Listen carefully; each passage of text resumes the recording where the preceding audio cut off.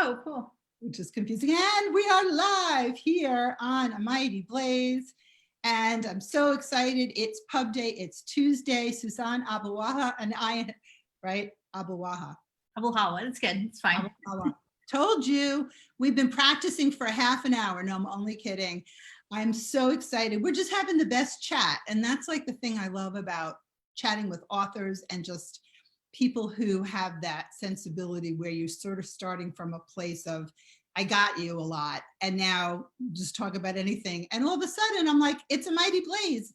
It's a little past 1 o'clock and Against the Loveless World is out today. Suzanne's is the finished copy, which has texture, and this is a galley, but they have the same cover. So if you want to hold yours up and yes, okay. Just like, I'm sorry. Oh, and it's even shiny because we love to look at the books. You know, it does not go unnoticed. Every little detail, and we were talking about what a great job Atria did, and it is out today. And visit is your site. Your site is your name, right, Suzanne Abulhawa. Right.com. And you can find her on Twitter, on Instagram, on Facebook, and you can go like the Facebook page. Where is the place that you most like people to reach out to you, Suzanne? First of all, thank you for all the love for this book. Really my website or Facebook, I try to be responsive to everybody who takes the time to write to me. I discovered actually not that long ago that Facebook has this like secret folder, it's secret to me, where I guess letters go from people who aren't your friends. The spam. Yeah, so it's going back years, and so if you wrote to me there, I'm sorry, I didn't hear back. Well, the thing is, okay, that I was like, wait a minute, what are you talking about that I missed on Facebook? But yeah, so if someone's not your friend and they send you a message, it goes into a spam folder or an other folder or something. Yeah. And most people don't check that. Yeah. And every once in a while, somebody will mention that and I'll say, oh, I should check that. And I cannot tell you, I found this message from this guy from Rotary who was asking me to speak. It was maybe 5 years old. But it wasn't just one, it was a bunch of insistent, like, how dare I not respond? Oh. And they were getting increasingly ramped up. And I'm like, I never just don't respond. But like, Facebook Messenger is quick, but it isn't that effective as an email is. But we're all on Facebook. So you send someone a message. Right. And you may never see it. Yeah, yeah. I got one of those too, where, you know, I guess you're too good to respond or something. You got that? Like, oh my God, I swear I didn't even see this.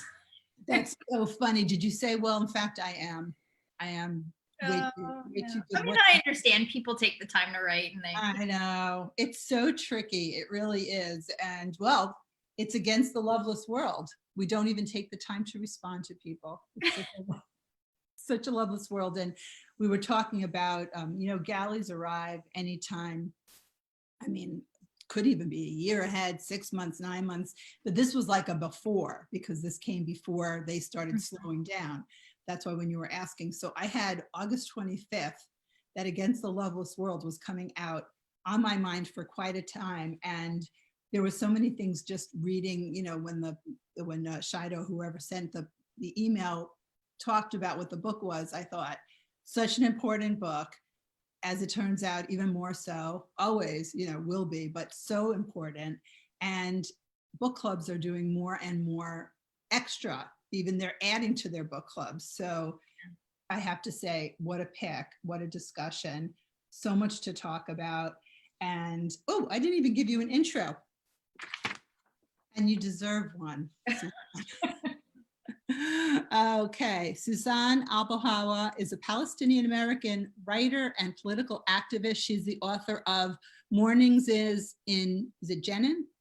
Janine, okay. Translated into 30 languages, and the blue between sky and water. Born to refugees of the Six-Day War of 1967, she moved to the US as a teenager, graduated in biomedical science, and established a career in medical science. In July 2001, founded Playgrounds for Palestine. If we have time, I'd love to talk about that. a non-governmental children's organization dedicated to upholding the right to play for Palestinian children. She lives in Pennsylvania. And if you go to her Instagram, I loved some of the other attributes. You are a mom, vegan, Palestine, novelist, poet, scientist, chocolate eater, secret keeper, and like super duper dog and cat lover, right? Right. Which is, you know, how much more important is that? And your photograph on Instagram, who's the pup you're holding there? That's Luca. And is Luca nearby? Is that who you said might come by? Yeah, he's zonked out. I took him. We have 3 dogs right now. My daughter's dog is with us too. And I have 2, and I took them on a really long walk so they would just, you know, behave for this session. I know, it's funny though. The dogs are so happy. I mean, writers are home a lot. It's a different sensibility, but a lot of people who are working from home who never have, you know, such happy critters at home, because it's like everyone's here, and at some level that changes and they adapt. But you do have to think about, you know, you would have been out doing events more so, but now it's okay, tire everybody out, let me have a little space. But it is really one of my favorite moments of COVID interviewing, is really meeting, there's so many fabulous. And I always talk about Andy Barth's cat, Mona, walking across. I have 2 cats too. Might they walk across? I think that's so fun, because do they understand? Because I've never had a cat. Like if you say stay or no. They'll tell you to stay. That's what I thought, right? Yeah. So they might come by. Our neighbors have a cat. We sort of have a cat now. She's an outside cat or an out and in, I guess. She's beautiful, calico. And she comes to the front, but I just saw her go to, I think I know whose cat she is now. Which, you know, as a neurotic mother, the thought of like not knowing where my cat or dog would be, I couldn't handle that. Well, my cats are the whole neighborhood knows who they are, where they live, and they just roam everywhere. They stop by people's houses to basically complain about me not feeding them enough, and so they pick up food along the way, and they're indoor, outdoor. So what is that? So that you don't worry about, they don't get lost. No. Yeah, they're tough. They're, you know. I barely let my children out of the house when it was time, Suzanne. So I don't know how I would, you know. Yeah, well, I mean, it's just the cats, not the dogs or anybody else, but the cats are tough. Yeah. The cats are tough. So talk about your book. It's out today, Against the Loveless World. So of course, no spoilers. It's brandy new, and visit Suzanne's website for you have events. You have something tonight, right? I saw something cool tonight. I have something tomorrow and the day after. So tomorrow I'm in conversation with Zukizwa Vonner. She's a friend of mine. She's oh, that's what I thought. I thought it was tonight. Okay, that's tomorrow night. Yeah, it's tomorrow night. And then the day after that is a talk with Mark Lamont Hill. Well, and the talks are being, I mean, again, people are having such access to so many authors, hearing about so many new books. And it's funny because, and you know, you have a career in publishing, you know, prior, so you know, like we're just so aware of all of these books, but readers aren't always. And it makes me so happy to share a book where somebody says, you know, I didn't know about that book, or I looked that book up, or it's great to know. So that makes me really happy. And it seems a real responsibility, you know, here on A Mighty Blaze and on Reading with Robin, you know, to bring, and to everybody who's doing that, to be lifting up these titles and shoving them in everyone's face and saying, you know, this is an important thing to read, an important book to read, an important thing to talk about. You know, go through the book a little bit, what you want the readers to know, what were the points you wanted to hit, and also the personal connection to your story.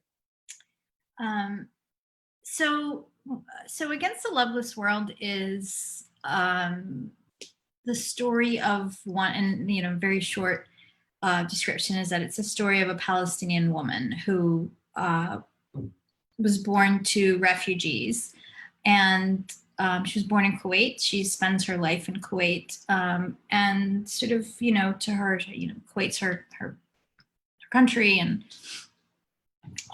where her, she expects her destiny will unfold, and that's that. But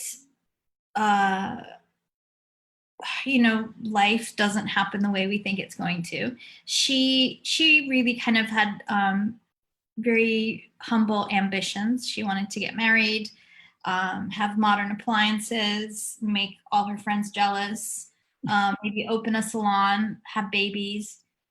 But she marries young, and she's jilted by her husband very, very quickly. So she is an abandoned young wife, who then turns to sex work. And then the Gulf War, Iraq's occupation of Kuwait, the U.S. invasion of Iraq and Kuwait, and all of that happens. So she becomes a refugee again as a Palestinian. There was a mass exodus of Palestinians from Kuwait after the Gulf War, because Yasser Arafat had sided with Saddam, and Kuwaitis saw that as a betrayal. And so there was, over like 250,000 Palestinians were kicked out, and our heroine Nahar is sort of leaves in that stream. So she, so now she's a refugee, she's in exile, and it's a story of her really trying to navigate a world that, an inhospitable world, I should say, that isn't, and she can't find a place for herself. But she's also very, I loved this woman. She was so real to me, and I fell in love with her, and I want to be like her. She was uncompromising, and she, even without having real power, she managed to maintain personal power in every situation. And she held a grudge. She was sassy. She held a grudge until she could get back at people. I love that kind of woman. She was an incredible dancer, and everyone knew it. And that was the place where she felt most at home, was when she was dancing. Anyway, so she finds herself, she finds her way to Palestine, and there's, various reasons why she goes there. And then she finds a whole new world there. And she discovers, she's transformed by the people she meets, and she's transformed in such a way where she engages with the world more intellectually and politically, in a way that she hadn't really before. She kind of viewed herself as, not political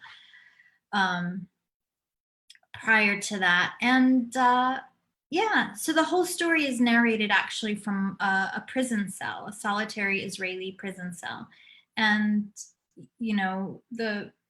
she's recounting her life and all the events that led her up to that moment when she's in the cell.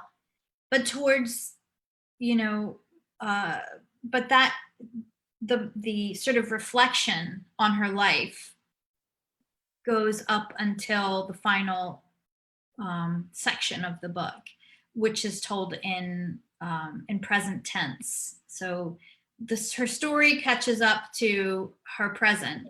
Yes. And then from then on, she's narrating till the end in present tense. Which I love as a literary style. And thinking about her, does she think of, part of that, being in jail aside, as an adventure, or that circumstances sort of happened to her because of, what was going on politically and in the country, becoming a refugee yet again.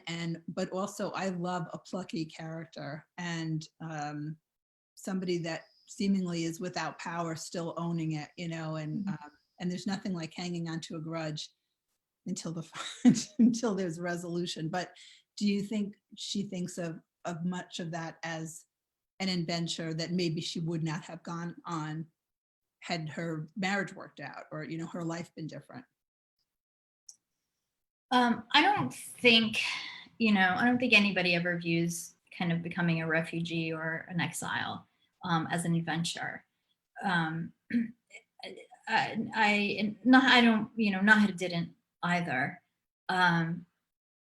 She, for most of her life, Nahid was really trying to survive. And it was only in Palestine where she kind of takes the reins of her own destiny and her own life. And it's because she feels like she's part of something much bigger than her. And one of the things I really enjoyed in writing Nahed, or just in some ways, I feel like she wrote herself, to be honest.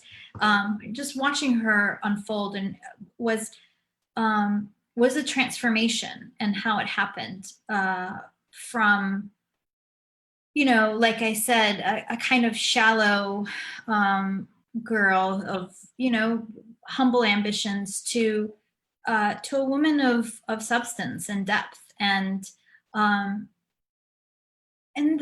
what brought her to that was being forced to the margins of her own society. Right.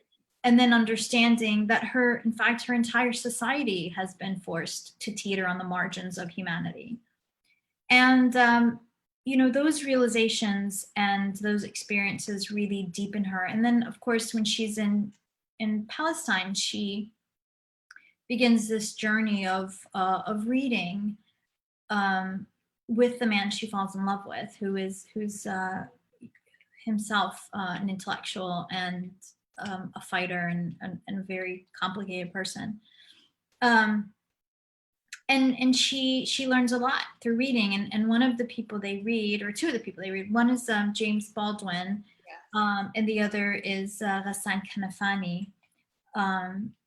In fact, the title of this book comes from an essay by James Baldwin in his book, The Fire Next Time. It was from a letter to his nephew, Little James.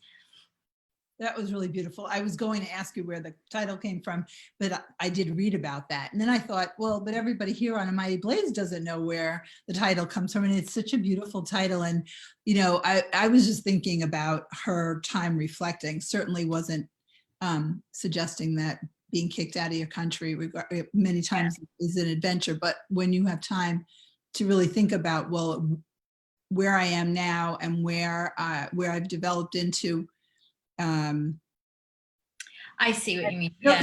A silver lining. Yeah, something like that. No, I mean, because no. Yeah. No, our people have been kicked out of every place for years. Not an adventure, but like upon reflection and the attributes that come, and thinking about how she, what she aspired to as a young woman. There are reasons that people at that age do, or what they see or what they think, as opposed to, really achieving through other circumstances, growing and developing into just the best possible version. I know she is a great character, and it's the kind of person that you really think about. And that's why I love a first person narrative when I'm reading, I really like that. I like different perspectives also. I do like when it goes back, but that is that's probably my favorite way to read a novel. And what are some of the things that you hope readers take, and really think about? Because after all, novels do provide so much material for conversation, for empathy, for community building, and just that's what we're so desperately in need of.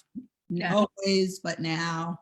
I keep feeling like I keep saying, but really now, but really now, but really always. I mean, a lot of the things that we're all discussing, we're just, are just amplified beyond amplification, but have always, they're always important. Yeah. So, I mean, I never want to tell a reader what to think, or it's actually quite the opposite. One of the really lovely things for me as a writer is seeing what happens, like how it's interpreted. Because I feel like, there's a sense that, once a book is published and it's out in the world, and that's the final stage. But in fact, I don't think, I think that we often neglect the power of readers and what they bring to a story. So it's almost like a book becomes complete to me when it's in the hands of readers, because then you get to see what they make of it. I mean, there've been some things, surprises to me. People in my other books, people have written to me and you know, made observations or analyses and things that I at least wasn't consciously trying to convey.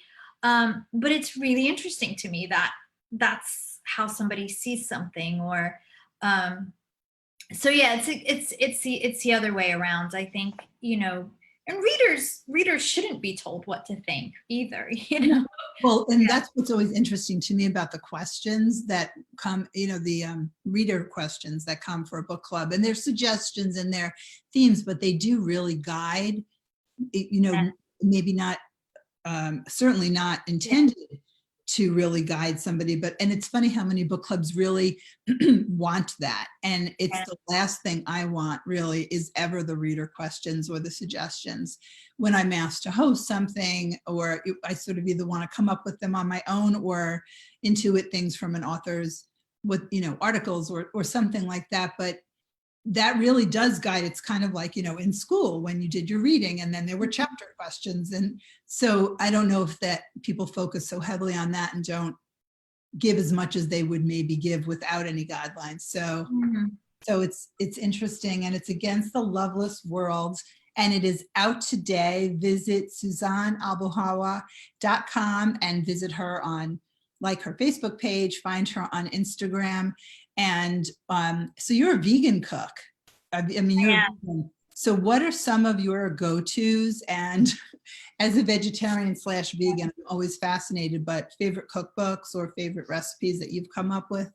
So I have a garden in my backyard, and I'm trying more and more to grow, you know, as much of my food as possible. And I actually ramped it up big time during the pandemic because Why not? yeah. So I've been trying to use whatever seems to be growing. I have like tons of collard greens, tons of kale, potatoes. Now they're coming out, and lots of eggplant. So I've been cooking with lately with a lot of those ingredients. And so I tend to make a lot of curries, curries and biryani. I'm also gluten-free, so I can't eat all bread. So it's usually rice or quinoa, and I just make stuff. I make a hodgepodge of stuff all the time, and I know the spices I like, and I can never really duplicate it exactly because I keep trying to tell myself, oh, I'm going to write down what I put, and then I just never do. But some of my favorites are, there's a Palestinian dish called maklube, which means upside down. It's like a layered rice dish with, usually it's done with chicken or meat, but of course, you know, I either put vegan, like Impossible meat, or I put like beans, some kind of a bean layer, and then vegetables, usually eggplant and cauliflower.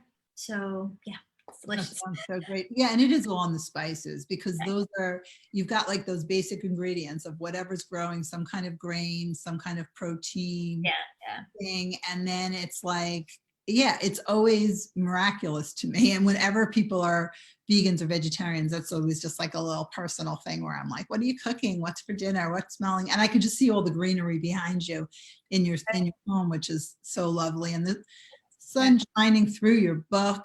And what is, you've had other pub days for your other books, obviously. So what did this one feel like? Well, so this is the primary one because this is where I live, and it's in the US. I have some friends coming over. Some folks sent me some flowers. I got them today. We have like a pod as our safe pod, where a small group of us that we trust each other and we're careful, and so we've developed a pod. But there's going to be like 7 of us today. We're going to be in my backyard social distancing and eating. That's so nice. Well, Wine. so did you guys come up with this pod at the beginning, and then everybody has been? It's just been kind of an organic thing. I mean, I'm kind of a hermit anyway. Like, this isn't really distressing to me at all. I'm a homebody. I live with my dogs. I'm very happy in my cave. But I did miss I regularly got together with some of my girlfriends and friends, and so me and my like two immediate besties just decided that, okay, we were going to be really sensible so we can actually visit. Right. And that's the thing. In the beginning, I know there was a lot of, making agreements. And then if you make a change, you have to let everybody else in the pot. Like, it's so confusing. And in the beginning, people were a little bit more careful, I think. And then it got a little bit like looser. And then, we see what happens with that. And so our pod's still pretty small, besides the social distancing visits. Yeah. So I was curious how you work that out. But yeah, at least it's a little bit more normalcy. But the writers in general who like to be in the cave, and I'm definitely a cave dweller myself, yeah. more than people might think. It's not so, but it's just been a long time now. So yeah, so that's nice. They're going to come over and celebrate, and then you have events coming up tomorrow night's Wednesday, then Thursday. So again, go to Suzanne Abulhawa and go to events, and then you can see where she'll be. And book clubs should definitely get in touch. Do you like to do those? Zoom in on a book club? Yeah, I'm happy to do them. And yeah, usually, I mean, whoever reaches out to me and asks me to join their book club, I'm always happy to do that. Yeah, and then you can see what people think, and then you can get their take on it. And A Mighty Blaze is so excited to host you today. It's Against the Loveless World. It really is gorgeous. I mean, it is beautiful. And thank you, Robin. A book that you will not soon forget. You're welcome. And also so interesting for me, not the best at talking about a book I don't want to talk about because of the obvious. So thank you for filling it in without giving anything away and sharing with A Mighty Blaze. And we will continue to be in touch. And I have more questions. And I do think it's I've been suggesting it to book clubs too. So I hope that they'll take my suggestion, which is of course after all, what I like to do. Thank you. Thanks. You're welcome. And A Mighty Blaze wishes you a very, very happy pub day and enjoy the rest. And I'm sorry we didn't get to see Puppy. Any chance? Anybody getting up? Luca, come here, baby. Come here. Oh. He's just not even. He's just looking at you like, what? Come here, Luca. Here he comes. You want to see him? Yes, of course I want to see Luca.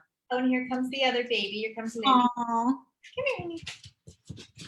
Here's Luca. Oh, there you are. That picture of the two of you is gorgeous. Yeah, and here is Lily. Oh, are they such good friends? Oh, yeah, yeah. Oh, And then there's Mika. She came. She's off camera. she's off camera. Oh my God, they're beautiful, Suzanne. Thank you. Oh, Luca, are we keeping you up? Just was getting yeah, you can see they're kind of. Oh, they're so cute. Yeah, oh. Yawning. Like, you woke us up for what, Mom? I know, I appreciate it. Well, I hope they go right back because you'll be like, right, nice. Robin had to see them. They were quiet. They weren't bothering anybody. Thank you, puppers. Thanks, Robin. It was great to talk to you. Wonderful talking to you, and thank you, and congratulations again. Bye, Luca. Bye.